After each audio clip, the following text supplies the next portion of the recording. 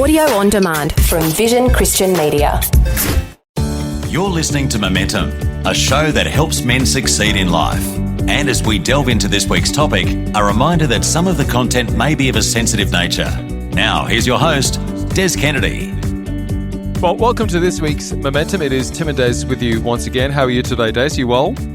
I'm really good, man. It's really wonderful where I am. It's really wonderful where you are, which is in Port Macquarie. Tim is in Perth, by the way, so we're doing this through the magic of technology.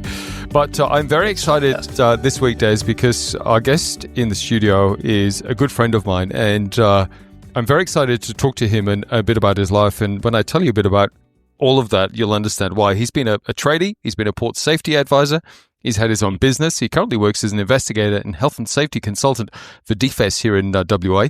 He also is currently an associate pastor. He's pastored in 4 churches. He's been a pastoral supervisor. He's been a school chaplain. He is a counsellor and a couples counsellor. He's counselled and mentored elite basketball players and coaches.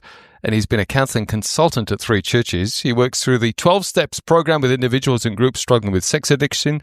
He's a marriage and funeral celebrant. He's had some of his writing published in a study Bible and is author of 2 books as well. And on a personal note, he's been divorced, he's remarried, he's a father of 4, a grandfather. He's also experienced the loss of a child. He's experienced trauma, PTS, and bullying from within the church. He's a reformed alcoholic and a former bodybuilder too. You should see his calves. That's a different story. It is a great pleasure to welcome to Momentum, Pastor Steve Wickham. How are you, Steve? Oh, so good, Tim. Thank you for that introduction, and hi to Des as well. Yeah, hi, man. I don't know about you, Des, but when I just hear all of that stuff, I'm like, I don't know what I've been doing with my life. You've packed a lot in there, Steve. It does sound like a lot, doesn't it? But I suppose I'm my 54-year-old self, and that's my life.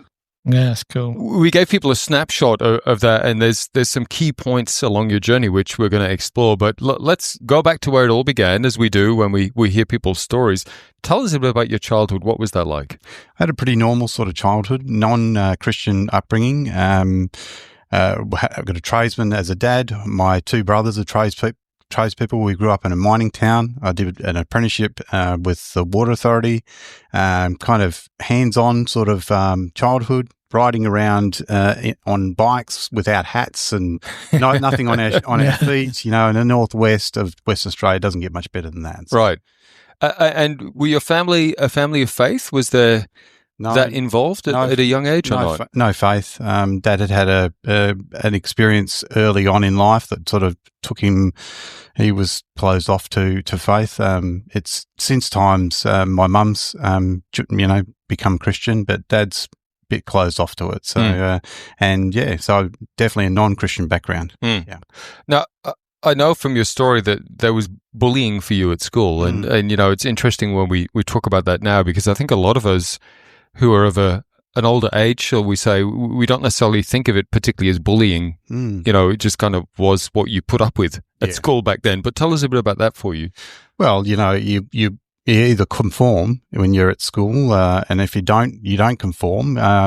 Certain groups, there's issues, isn't there? And I remember we had rival towns, and there was a rivalry with another town. But I was always pretty timid, and I didn't appreciate being bullied, and it was probably a group. And not all the time, but if you didn't toe the line, you'd be, it'd be weight of numbers, and they had the tough kids and that sort of thing. So I wouldn't say it was a huge issue, but I definitely was bullied at school.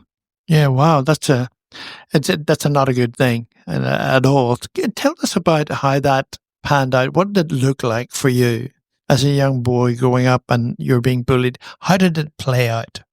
Well, I think it's probably a bit different these days when you've got the online presence, and, that's more complicated even more.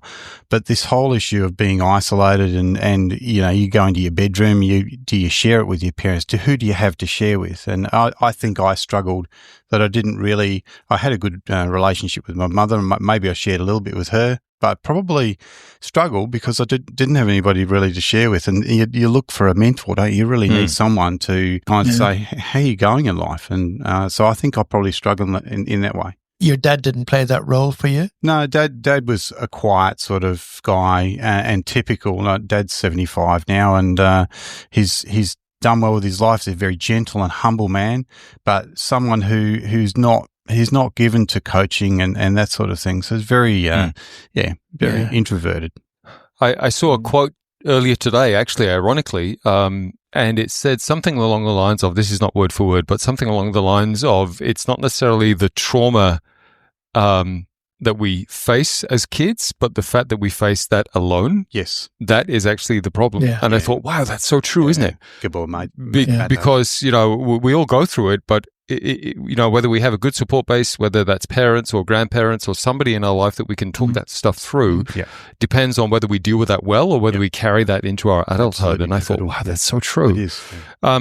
Let's fast forward a few years, because that obviously would have shaped you to some degree. But ironically, then there was some degree of abuse or bullying when you left school and you started your apprenticeship. Tell us a bit about that. Yeah. So the first 3 years of my apprenticeship, I faced a fair amount of, in the 80s, you'd have tricks played on you. I mean, I can remember getting a haircut, being held down and having a haircut with tin snips. Wow. Some of these tricks that were humorous actually physically injured me. And so, right. And back in those times, I didn't actually connect it as abuse. I just thought, this is just what happens. This is just life, Yeah. It wasn't until the beginning of my fourth year of my apprenticeship, one of the tradespeople stood up and said, and I wasn't around, he said, everybody's got to stop it. This guy's never going to be anything unless you all just back off and give him a chance. And then I actually began to thrive in that fourth and final year, which is, I'm just so thankful that one man had the courage to do that. Wow. It's just a shame it took him so long, that's all. That's right. But in all seriousness, right, I mean, this is the bigger picture, and I suppose men listening right now who might be able to relate to that, because we do as men, there's a kind of like a bonding that we have, but it's generally through, physical stuff. Yeah. And it's a bit of rough and tumble, but it's a bit playful. Yeah. And we often take it as, it's playful, so therefore it's okay, even though I'm not actually okay with it, or it hurts me, in this case physically, or emotionally. I feel like she's really hurt by that, or I don't feel safe by that. There was a lot of verbal stuff as well, a lot of put downs and that sort of thing. Right. Yeah, no, that's true. And so how did that play out for you in terms of you personally? Did it affect your confidence? Did it affect, things you did around people? How did it play out? First year of my apprenticeship, I didn't drink or smoke pot or any of those things, but I got drawn into those things. And I was actually introduced to both of those through the workplace.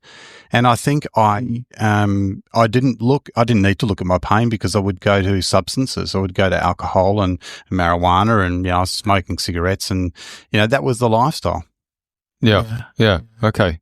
So, I mean, you said there that you were using those things to cope, right? So I suppose let's explore that, because let's be honest, a lot of us over the years have had unhealthy coping mechanisms, and we don't necessarily see it at that, when we start down this track, and yet often then it's 10, 15 years down the track where we go, hold on a second. Now I'm actually really struggling with this. If I wanted to give this up, I actually can't. Yes. So I suppose this would be ideal then for us to talk then for the next step with you, which was alcohol. Yes. And one of those things was alcohol. And this actually led to a problem in this area for you, or dependence upon alcohol for you. Huge. Yeah. And I probably was aware. I drank for 15 years, and I would say I'd be aware for half of that journey that I had a problem. But it was, I didn't really face it. I just didn't face it. And it was probably in the last year, toward the end of my first marriage, and it was one of the issues that was the deal breaker, where I wanted to, and I gave it up for a month or two here and there, but I was always drawn back into it. And the last couple of years in that journey, I used alcohol to de-stress, and it was just an unhealthy pattern of, binge drinking, Thursday, Friday, Saturday, Sunday night kind of thing, and having a couple of days off in midweek to recover. And I could hide away. And the irony is, I was such a hypocrite. I was a state safety manager for Shell, and I was breathalyzing truck drivers. And here I am, these guys are teaching me at the time, and here I am, the one with the problem. Right. So it's a horrible thing to have to hide. isn't it? And that's what I learned from that. Steve, if I may then, tell me along this journey, where did faith kick in for you? So my first wife and I were baptised immediately after we were married, 1990. So I went 13 years living a fake faith, trying to get it, trying to understand, and nothing really changed in my heart. And so therefore I had these practices, these habits that I couldn't shift. And it was only when everything fell away and I had nothing left, really literally, lose your home, your wife, major access to your children, you have to change jobs, all of that. It was then that God got my attention, and God was all I had. And I had to literally, I was on my knees, a broken man, ready to be rebuilt by the grace of God. So, ever since then, praise God, I've been on this journey of, recovery and you are. I think once you've lost a marriage, you're kind of in recovery mode for, and that's okay. That keeps us walking humbly with God. Des and I can totally 100% relate to that. And essentially that is why Momentum exists today. And, you talked about having people around you.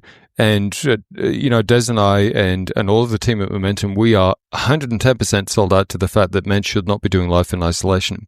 And so we're going to take a short break. But before we do that and say, please check out our website, momentumaustralia.org, because you'll find a bunch of stuff there, resources to help you out in your journey. If you need some help along your journey, you can reach out to us as well, and we can try and point you in the right direction. But also encourage you to get connected within a community wherever you are around Australia at the moment.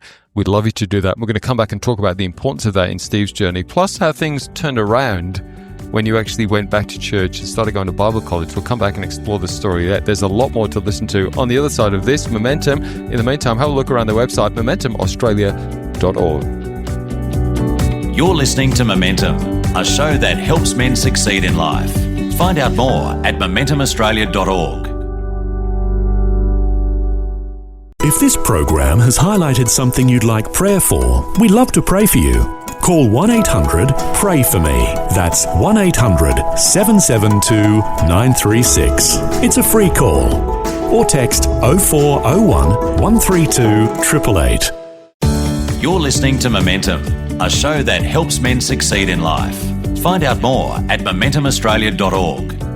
Welcome back to Momentum. It is Tim and Des back with you, and our special guest still in the studio is Pastor Steve Wickham. And Steve, we've skimmed through the first part of your story, and we've kind of left it in the fact that you were having some struggles with alcohol and some other things happening in your marriage. You were working a lot, and ultimately this led to the downfall of your marriage. This was in 2003.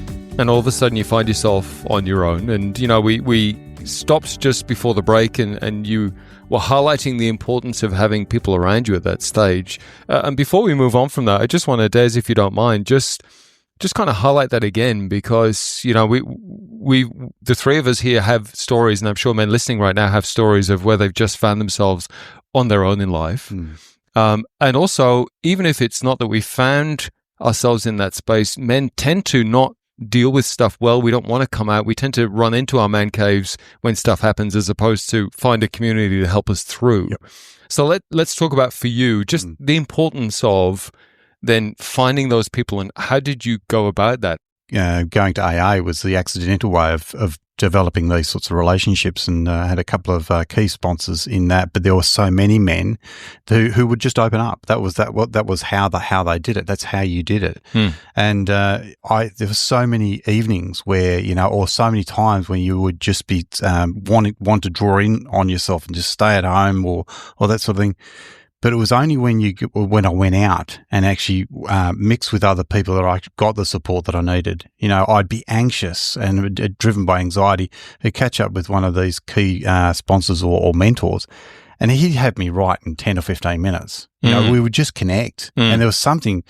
You don't call it magical. I think it's the power of God in that, in just being with one another, encouraging, and just speaking some words of life, and speaking some words of truth as well, because we lose insight. We so easily lose insight when we're stuck in our own world, and we actually need people to show us more, to broaden our horizon, so to speak. So that was definitely, and I needed that.